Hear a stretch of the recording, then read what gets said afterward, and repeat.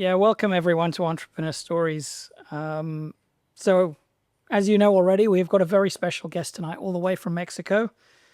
Luis Loy is the third generation grandson of the founder of Casa Loy Tequila, Don Manuel Loy, and the man behind the family namesake brand Casa Loy, as well as Tequila Tadel and Tierra Zafiro Tequila. For you guys in the audience, this is a live podcast, and we're not expecting you to sit quietly. We welcome reactions and spontaneous interactions, but for any specific questions, perhaps we can save them for after the conversation. And while we're having the tequila tasting, which I'm sure you'll all enjoy. And we hope everyone will stick around for that. So, Luis, you've had a lot of tequila already. Yeah, already. Let's start at the beginning. You grew up in Mexico in a family with its roots strongly in agriculture. Tell me a little bit about those roots. I know that your grandfather was the one who started everything, and then your father continued building the vision, and now you're supporting your family by driving the international business and opening new markets. But how did it all begin? And what was your grandfather like, and what led him into agriculture and agave?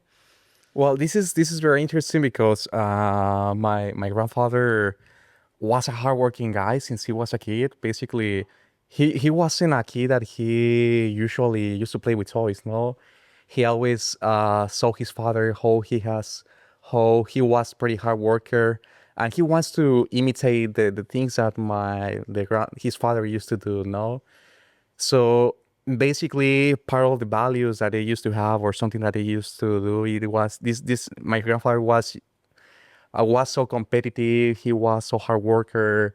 Part of his philosophy is also used to stay humble and simply, basically. But then when we talk about the agave business, basically since he was a kid or a child, he used to work harvesting limes, no, and also other fruits and vegetables at the end. But the main one was limes in this case. So then he decided just to move basically to obviously by the time when he was a teenager, he was seeing like an opportunity in terms of the agave, no? The agave was becoming popular in the highlands, and he wanted to do also something with that.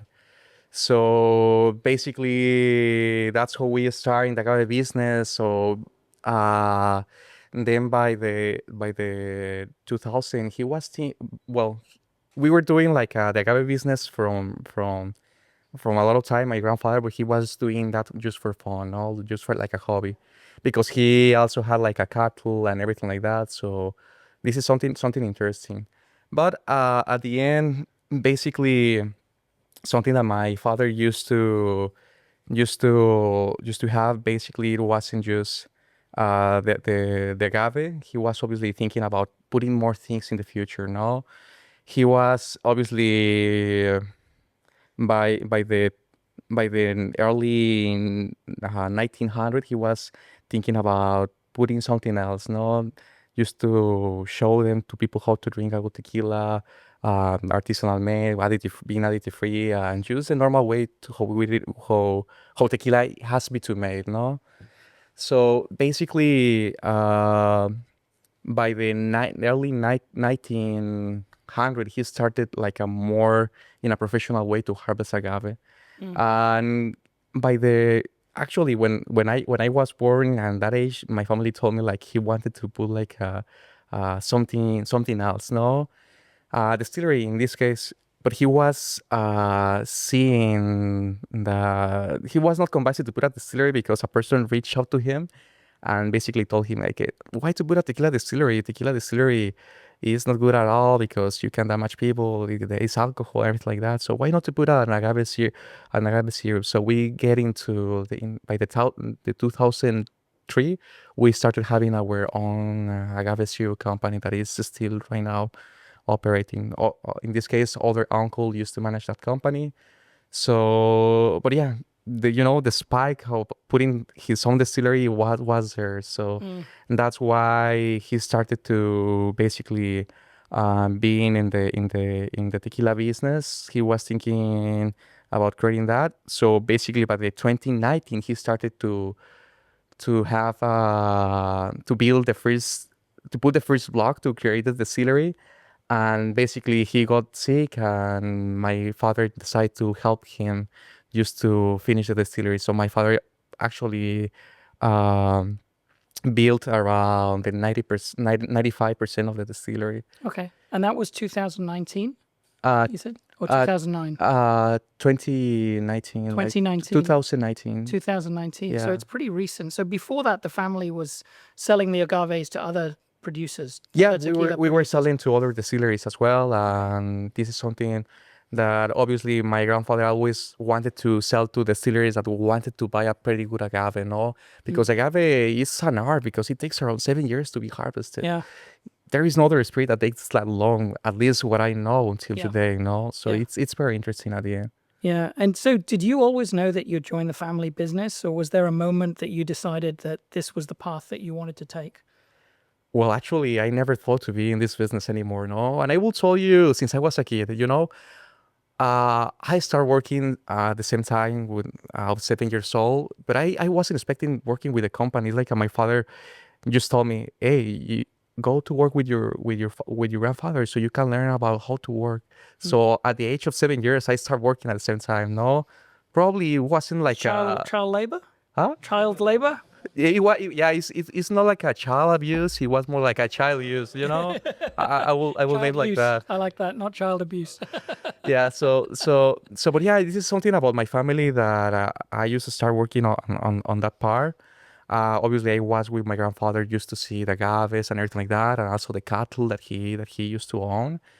And yeah, I started to imitate the same thing that my grandfather imitates Yeah. from his father. I start to imitate everything from my grandfather, So this is very enjoyable because something of the things that I love of my grandfather is that the simplicity and how humble he is. So this is something that I want to be part of me, Okay.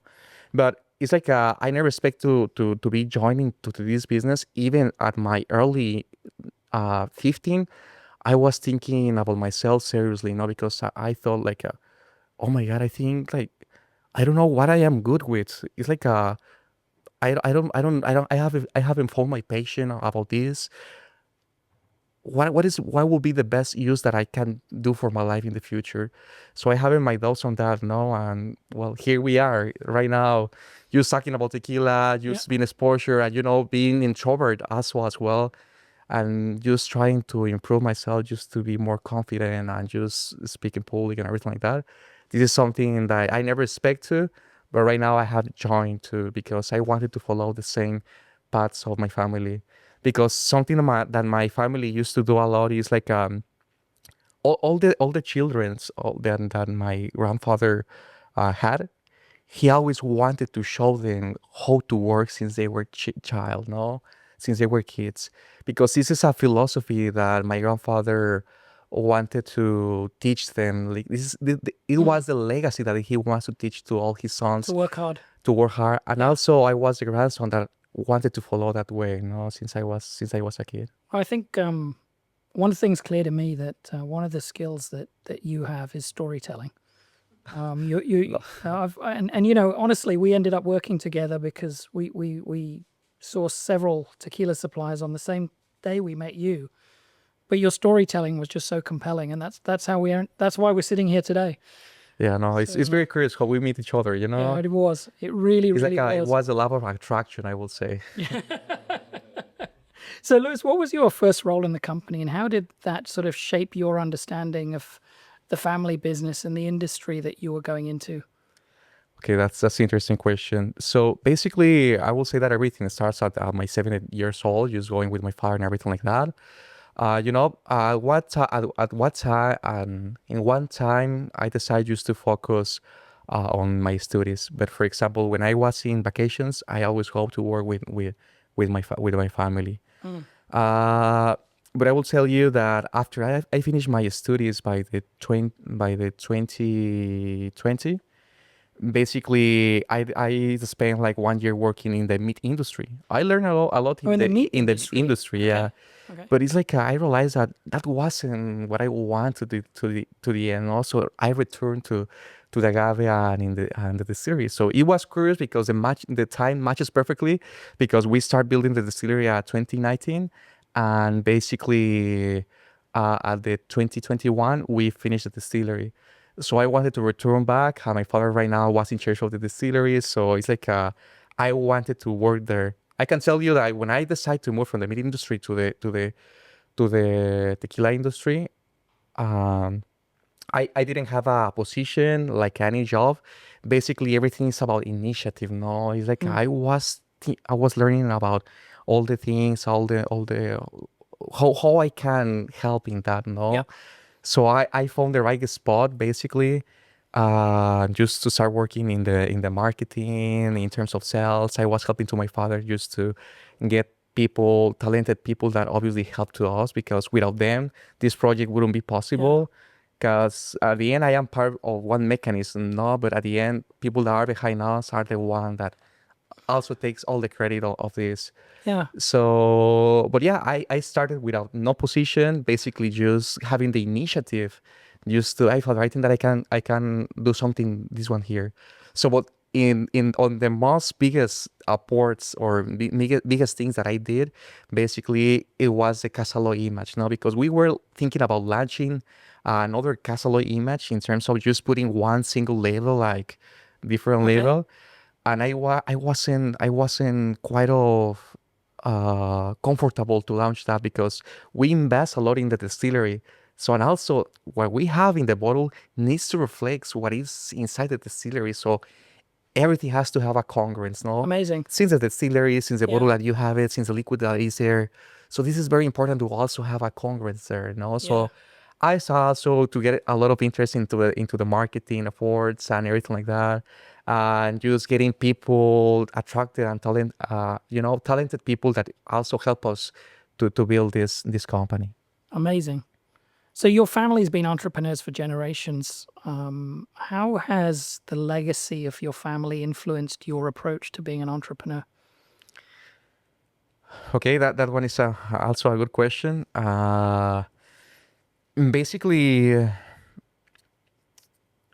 my family doesn't have any fear to be an entrepreneurs. And my father always told me he was also telling me something. For example, he got it, he like tell me, okay, Luis, you have to do this task, no?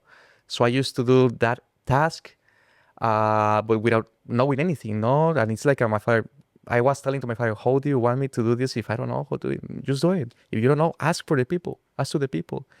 So basically, my family always was telling to me like, you don't have to think about doing the things. You just do it, and once that you are there, you will know how to do it. No, Mm. and for example, my grandfather always have been a person that has a lot of vision, that is been a so has been so entrepreneur on that. Hmm. And part of the main philosophy is not to have fear about what you do. Everything that you do, you have to do. Obviously, you have to plan something, but don't overplan. No, just like plan the simple things, and then you just have to execute them. Because if you overplan, sometimes you realize that what you planned, once that you execute it, and you are realizing that the things are completely different what you planned. No, Yeah.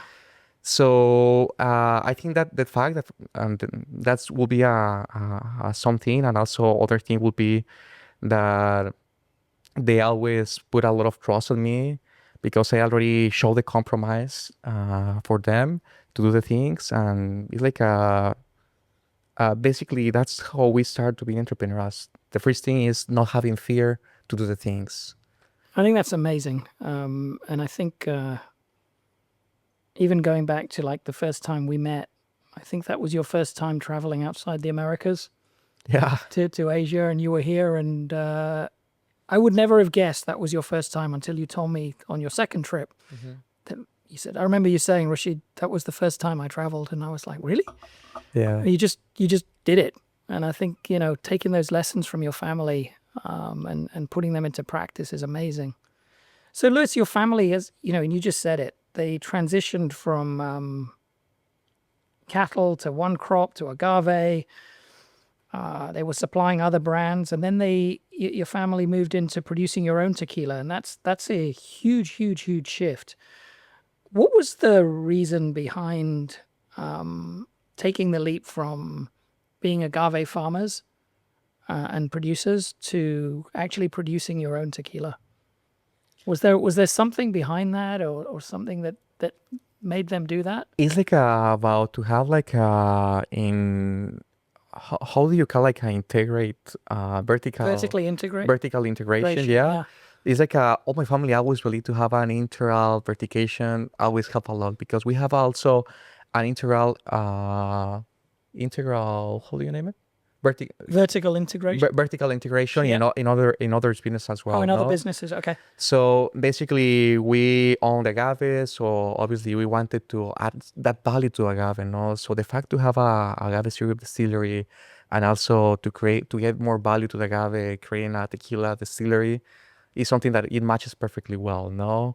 And obviously it help you in a lot of advantage at the end, but at the end something that my father wanted to create a tequila distillery is just to show the way how he believed to make a good tequila, no? So this is something important about what you are asking to me. Okay. And what advantages does being vertically integrated give Casa Loy today? Because I guess that other tequila producers buy their agave from third parties, and not everyone grows their own agave and then produces tequila. Would that be right? Yeah, So it's a big advantage for you guys. it's a big advantage to have all the whole chain because, for example, first of all, you can control all the process. No, you can control what you harvest. You can control also the batches that you get because you own the agave. You know perfectly the agave. So the fact that also you have the distillery at the same time, it can help you to have a more control and you can track all from the material to the distillery, no? Other ways, for example, having, you know, the agave is very unstable in terms of price. So you can get a lot of money in in some seasons, but other seasons you don't know anything. You don't earn anything. So for example, having the agave also help us in terms of the business, just to instead of losing money in that part, basically you transform into the liquid. And once that you have it in the tequila, basically tequila doesn't lose value at the Yeah. end. So it is another way that we were thinking. But also the main way is to control the quality of what we used to get, no? Yeah, it's good to know because if the agave prices go up and down, then I know you're not going to change my price because Yeah, you're no, vertically hopefully not, integrated. hopefully no. It's we need to be careful on that So because no one wants to pay more for that, no? so launching 3 brands, you said the distillery was built in 2019, and today Casa Loy Tequilera has 3 distinct brands: Casa Loy, Tequila Tadel, and Tierra Zafiro. That requires a lot of work and differentiation. So what are the key differences between the 3 tequilas that come out of your family distillery? Okay, this is something interesting because my grandfather always wanted to make a tequila that can be reachable for all the people now. But sadly, making a good quality tequila, people that had different budgets wouldn't pay because he has friends, he has family, but also has co-workers. So he was thinking about how I can offer a good quality tequila that can be for different budgets. So that's why he decided to create 3 different lines. No, the first one that is Casa Loy. Casa Loy is a super premium tequila that is artisanal made, handcraft made. And with Casa Loy particularly, I can tell you that basically Casa Loy stays in the middle. No, it's not a tequila that lacks of character, but it's not a tequila that is too complex and harsh to drink. So basically, Casa Loy, he wanted to make something affordable for all the palates, for the people that are getting to the tequila world, and for the people that are connoisseurs as well. I like that. Affordable for the palate. It's Affordable nice. for the palate, Palate, yeah. exactly. So, and at the same time, he decided to create. Obviously, Casa Loy is made using modern. Traditional ways to produce tequila. We use 7 years old agave. We cook the agave in stone ovens for 48 hours. And basically, we do a natural fermentation with our own yeast. During 4 days, basically, we decide to create our own yeast just to give a special flavor to the tequila. Not flavor, but basically, the yeast give you like the 60% of tequila, of your tequila profile, no? Oh, interesting. So basically, once that we do the fermentation during 4 to 5 days, we put it in pot stills. Basically, we do a handcraft distillation, a low pressure, just to guarantee that the best alcohols can go through the alembic and the heavy one stays in the pot. No, so my grandfather wanted to make of Casa Loy the flagship brand, an artisanal one. No, that can be some that can afford all the palates are to the new people that are coming to the tequila world and to the people that already know about tequila. So, and Tadel has a combination between modern techniques to produce tequila and artisanal methods to produce tequila. Okay, so it's modern and artisanal mixed together. So it's a little more efficient to produce, More efficient, which is why it's a little bit more affordable. Exactly, because once that you combine two methods to produce tequila, that's why you can make a good quality tequila affordable. So Casa Loy is a good way to sip if you want more to enjoy in a slow sip, and Tadel will be a great tequila to basically combine with cocktails, premium cocktails, and everything like that. Then we have a Tierra Zafiro, which is a brand that combines perfectly with cocktails. Can be your everyday drink if you don't want to spend a lot in terms of tequila, and it matches perfectly well. It combines with all the ingredients, no? So this is some of the differentiation that we have in terms of the tequila. What's interesting though is that it's all 100% natural, right? 100% natural, and all the lines we don't use additives in that part, no. So basically, to get all the 3 lines, we use agave, water, and yeast. That's it. Okay.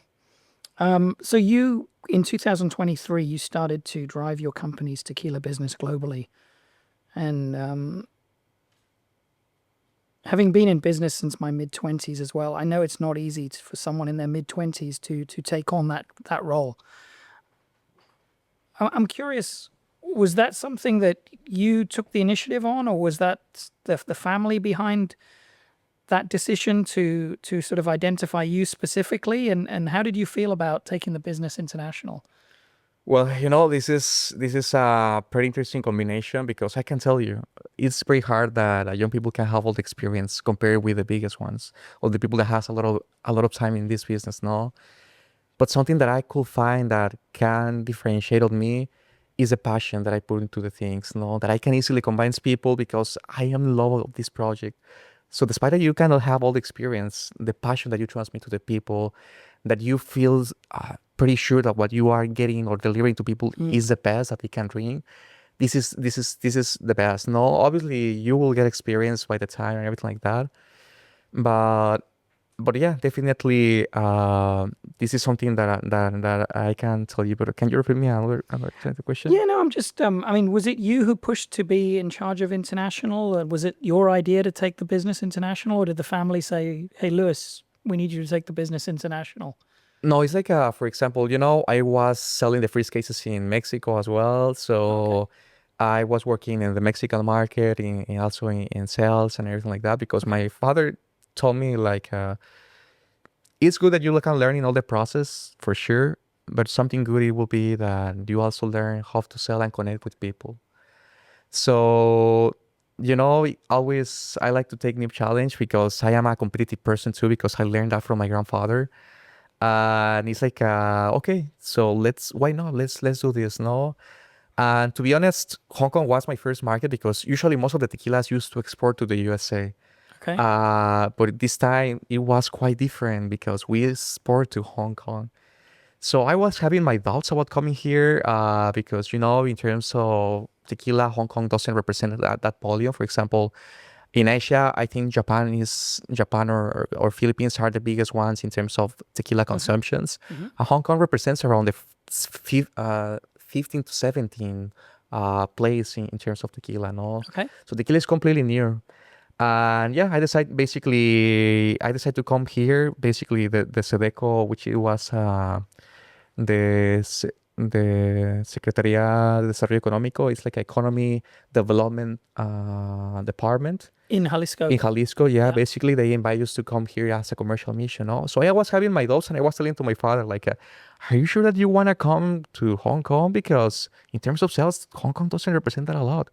And my father told me, why not to do that? Like, you just have to go. And if you don't have anything, if we don't get anything, at least we try. Yeah. But at the end, we are receiving the support of the government. So, and basically those words are the same words that my grandfather always used to do. What is the worst that can happen? That you don't Yeah. get anything? You already don't have anything. So let's go for it. So the opportunity came from the Jalisco like trade delegation, Exactly. and you just jumped on it. Exactly. I used some You paneer. came to Hong Kong, and then we met Exactly. We at the Mexican met. consulate. It's like I don't know why, but it's like I just call it like again like the level of attraction. It's like when you are destined to meet a partner or like a couple, and it's I like don't know if it's you I fell in love with or the tequila I fell in love with, but anyway. But I remember when we first met. I mean, we met 3 tequila suppliers on that trip, and there's a couple of things I'd say. One is you gave me more tequila than anyone else to drink, which was a good thing. But you also had that passion about you. And I remember sitting in that meeting room over there on the Monday after the trade fair. And I said to you, Lewis, what are you going to do with all the bottles you brought to Hong Kong? And you said, I don't know. And I said, why don't you leave them with me? yeah. And you said, sure. And I suddenly had all these bottles of tequila. And it was just kind of, it's funny how just taking a chance led to us starting business together. And this is your 4th trip to Hong Kong? 4 trips since November, since August 2023. Basically, we launched the brands by 2022, and also basically in 1 year we were already exporting, no? So, but yeah, by 2023, I just came here. So basically, once I leave the samples to Rashid, he was calling me, "Hey, the people like your tequila." So he were fixing everything. So by November, I remember that I came. That was my second time in, Yeah. in the same year. Yeah. I couldn't believe that, no? Yeah.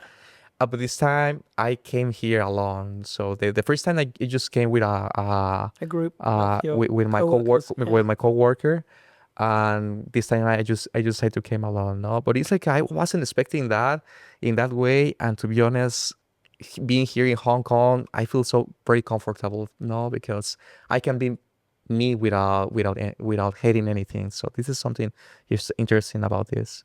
Amazing. So you're a 3rd generation entrepreneur in your family business.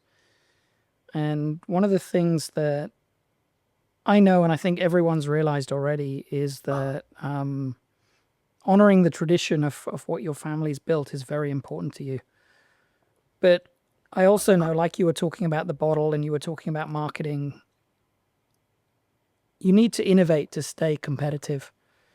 How do you decide what aspects of the business to modernize and which to keep deeply traditional? This is a pretty complex and interesting question, no? So when we call about promoting a premium tequila, we need to stay in the traditional methods because that's the only way that you can combine people.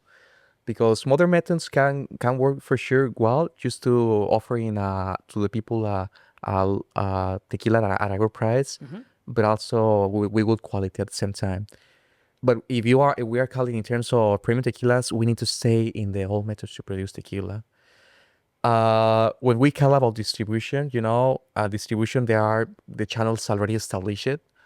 So that will be a traditional that you wouldn't change a lot. There is the importer. The importer has a distributor. The distributor has like the retail change and everything like that. So in that way, it stays still the same, no? But in what way we need to improve? In what way we need to do something different? That always you need to do something different at the end is in terms of communication, because the communication that obviously not only us, all the brands or many other industries, the way to communicate in the past is not the same right now, no? So you need to find other ways to connect with people, to stay in contact with people, so you can basically combine them to try your tequila or approach them in a different way about selling that. So that will be something different that can change a little bit. And also when we call about distribution, other modern techniques to create distribution can be in the marketplace, no, and using like web page tools or e-commerce. That's other kind of distribution, you know. New generations doesn't want to go to the liquor stores anymore. They just want to get it straight from to their house. Can be because of time, they don't have a lot of time, or they just want to prefer to invest that time in other things. No, but I will say that if you want to, you have to stay traditional if you want to promote a premium tequila. And also, you have to stay innovative if you want to communicate and create connection with people in a different way. It's super interesting because I would say one thing that you do exceptionally well yourself is to communicate the story of your brand, your family, and your tequila when you're in front of people. And that is also very traditional. So I know we have to do digital sales. I know we have to do digital marketing. I know we have to figure out how to communicate to a wider audience, and we have to be innovative about that. And in some ways, even doing a podcast is kind of innovative. But the story is still very traditional and very real and very honest. And we sell more bottles when you come to Hong Kong and talk to people than at any other time of the year. So keep coming back. For sure. If people continue supporting to us, for sure, I will be coming more time. But yeah, it's very interesting. No, I can tell you that, for example, at the beginning, I used to speak like more technical speech. No, but it's like about the process and everything like that. But it's like I need to communicate the history in the behind way because people appreciate what is inside the brand. No, right now it's like you can create a brand and it's good, but people it makes more sense when there is an history and story behind the Yeah. brand. No, and just trying to find a way to communicate that story in a way that people can easily understand. This is something that I am still improving my speech. No, for example, when I was telling to you like making this kind of realization to realize that, for example, okay, the agave cooked, it will be similar like when you have a sweet potato that you need to cook it just to have like these sweet flavors. So I have to do some analogy so people can realize Yeah. about what I am speaking about. Yeah. This is very interesting that I also innovate in terms of communicating to the Very people. interesting. So tequila has exploded in popularity over the last 5 or 10 years, starting I think in the US and then globally. More recently, there's also been a lot of debate and media around additives in tequila. As a traditional producer, how do you see this conversation going with additives? Because I feel like we read about it a lot today. And one of the wonderful things about all the tequilas from Casa Loy is, as you said in the beginning, they're additive free, but not all the tequilas on the market are. Yeah, you know, I think that there is a very interesting thing that people wants to know what's behind a brand, no? And they like to have this kind of transparency, what they are consuming, what they are pairing. It's not just only the story that is behind the brand, it's also about the traditional way that is made a brand, no? So, for example, for us, for my grandfather, he believed that the tequila has to has use three ingredients: agave, water, and yeast, and has to be in the traditional way. If you create a good tequila, why to put other things, no? But I can tell you, like, these kind of things of additive free, it's just about preference. We always say like, the best tequila is the one that you like it, and if you like something sweet that can have like something added just to get a better flavor, and if you like it, it's okay for you. But if you appreciate the transparency about drinking a good quality tequila, basically, tequila without additives will be great to drink for you. No, so it's And you won't get a hangover if there's no uh, additives. well, it depends. It depends. Yeah. It depends if you drink the whole bottle. It depends. Yeah. No, you combine with sugars, you don't combine with Yeah. sugars and everything Yeah. like that. No, so people right now is getting more conscious. They are learning more about the spirit, so they are demanding transparency and make it in the right way. So it's because basically at the end the pressure comes from the customer, not from the distillers and everything like that. They demand more transparency what is behind the bottle. Yeah, I like that. And I guess we're going to see more transparency in future because there's a lot of discussion around this, and customers are looking for that. Yeah, exactly. Lewis, I want to go back to storytelling because as we've kind of all gathered from this conversation, tequila isn't just about taste; it's about heritage, it's about craft, it's about storytelling, and I want to know how you tell your family's story through the brands, and I thought I'd take one example because you've done this with me before, but there's a lot of storytelling in this bottle also, right? And Mhm. the reason the bottle looks like this, the reason it's shaped like this. Maybe you can just tell a little bit of this, how the story comes through in maybe in the bottle, but also in the branding. Okay, for example, as you can see, this Casa Loy bottle is a little bit heavy bottle, I will say, no? So this kind of to transmit to the people like what they are paying words at the end, no? And also they are receiving a good quality. So, for example, as you can see, it has like this kind of shape, no? It's very interesting because the degrees that has this one has around 85 degrees, and it was the same year that we launched a brand that my grandfather used was 85 years old when we launched this brand. So it's the same degrees that has this brand, no? And obviously we put like this because it's something that is about the barrels, when in each barrel you find like this tool. So we decided to put it here, no? And also, for example, this bottle that you see here has like this agave shape because it's the soul of the agave printed in that bottle. And the way that we make it this label is like just to give this traditional aspect. That obviously, what I was telling to you, it has to be a congruence between what is inside the artisanal way that we produce the tequila plus the image that we want to communicate as well.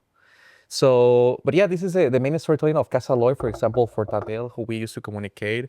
Tadel is a brand used to socialize, used to enjoy with basically with friends and everything like that. No, that you can easily combine the tequila with, or you can mix it with whatever you want, just having a 100% agave brand, also being additive free.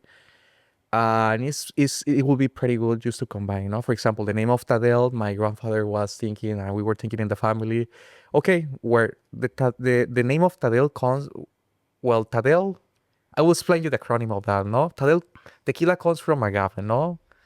If tequila is well made, well, the tequila is, okay, I will start again, Yeah. no?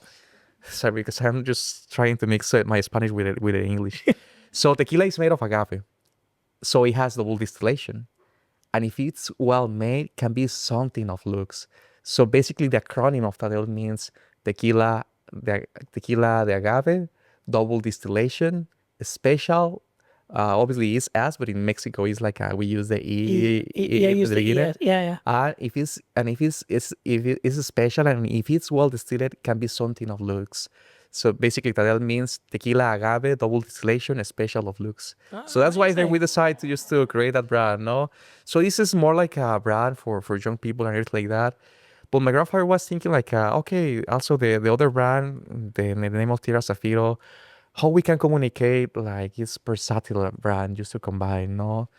So obviously he was the packaging as you can see it is like more for cocktails and everything like that. It's so refresh. It's a fresh, uh, refresh packaging that you Hmm. can see it and it's okay. This is for cocktails, no?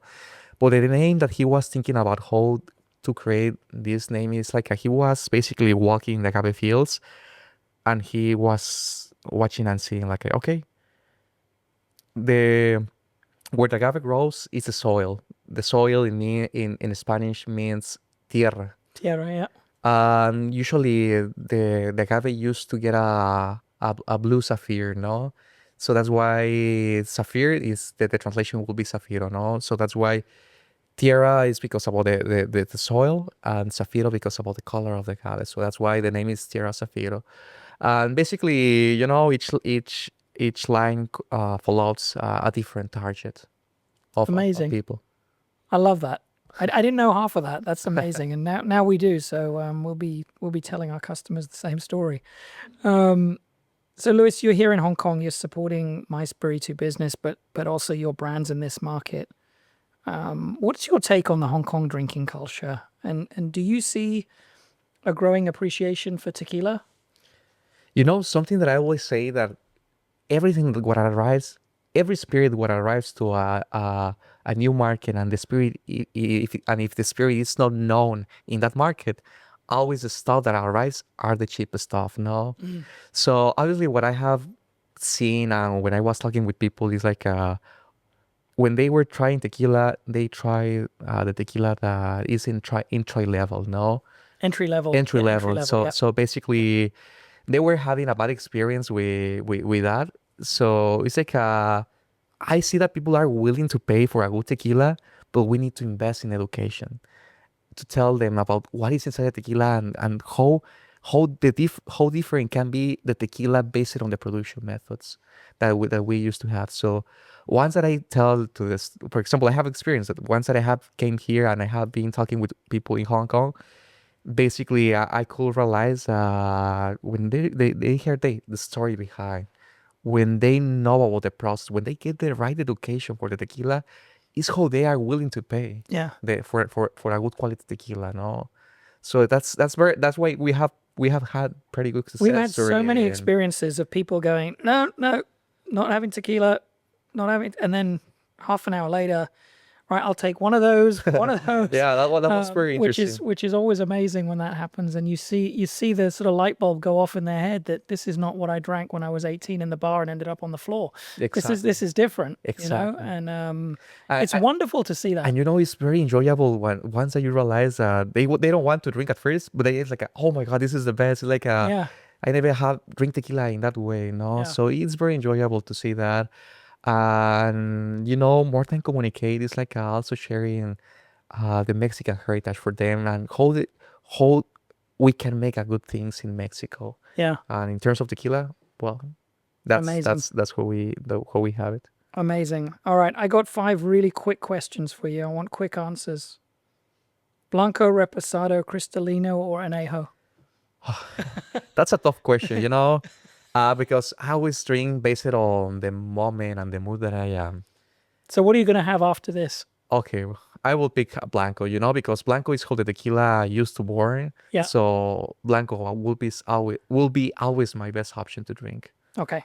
The best way to drink tequila: neat, rocks, highball with soda, or a cocktail? Okay, if it's a sipping tequila, I will try to drink it in a cup and a glass cup. It's neat, obviously, but with a chaser of water, so I can combine it. Once I drink tequila, some water at the same time. Ice or no ice?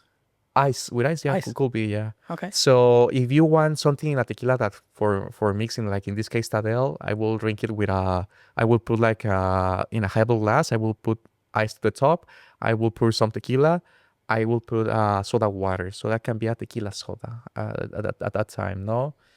And also you can mix it as well for if you want, for example, if you have a tequila that is a way more affordable, more cheap, I will mix it for sure. Because when you mix it, you don't identify anything. But tonight Yeah. it's a Blanco. But tonight it's a Blanco for sure, Okay. yeah. Okay. What's your most underrated tequila cocktail? Well, there is a cocktail that is basically in the area that we are from. It's called Limita. Okay. Basically, Limita is a kind of lime, but it's not that kind of sour lime. It's like a very sweet lime, no? Okay.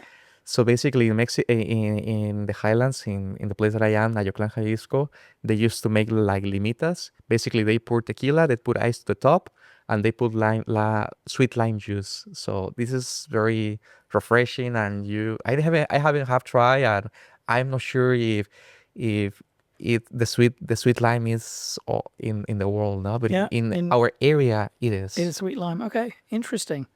If you could drink a Casa Loy tequila with anyone alive today, who would it be?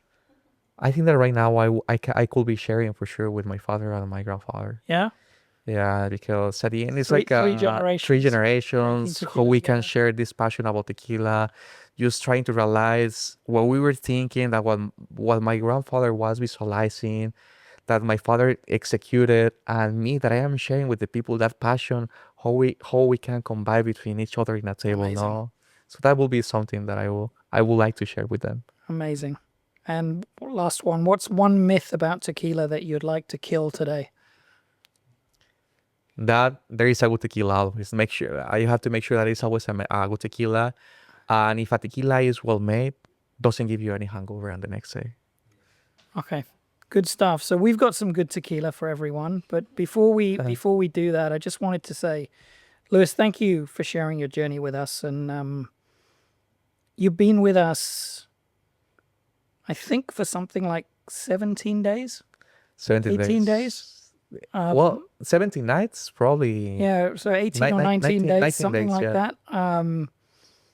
It's honestly, it's unheard of for a supplier to spend that much time with a customer in a market. And for me and all my team, I just wanted to say thank you. No, thank you Thank you so for much. being here. Thank you for doing this, Entrepreneur Stories. Thank you to everyone for joining us. Huge thanks to Wilson and Monday Studios for producing tonight. And yeah, we'll stick around, have some tequila. And if you have any questions, Yeah, sure, please. we'll, Because there are a lot of things to share. You know, this is my first podcast, and I'm sure. obviously, probably I will be skipping a lot of stuff that I wanted to share, but it's like but yeah, for sure. If you have We'll any do questions, Q&A over tequila at the bar. okay, sure. But thank you, Luis. No, And, thank you so much, Rashid, for Salud. well, okay, we're gonna do a celebration, okay? What we do in Mexico. Do you have your Coke glass or you haven't? Okay.